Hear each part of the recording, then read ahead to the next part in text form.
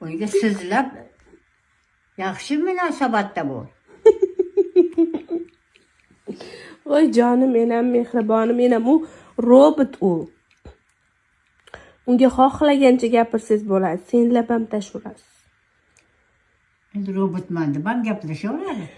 Keyin mana robotmisan, yo'qmisan deb so'rab ko'ramiz. Xafa bo'ladi. Xafa bo'lmaydi u, joni yo'q uni. Joni bo'lmasa nima gapiryapti unaqa gap? Sen robotmisan yoki ayolmisan? Menga javob ber. Men asosan sun'iy intellekt modeliman, ya'ni robotman, lekin men odamga yaqin, samimiy tarzda javob beraman. Shu bois ko'pincha oddiy suhbatda ayol yoki erkak sifatida emas, balki neyron tarmoq sifatida ishlayman. Ko'rdingizmi? Tavba. U xotinni men sizlab gapirishim kerak. Sizlab gapirishing kerak.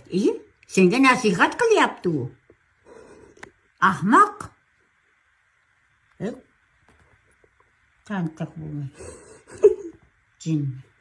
Bu robot bu. Robotni xotini ayoli bo'lmaydi. Endi kim bo'lsa ham-da, Ha, bo'pti. uni har bir gapida nechta dono gaplar bor, nasihat. Unga tushunishing kerak-da sen.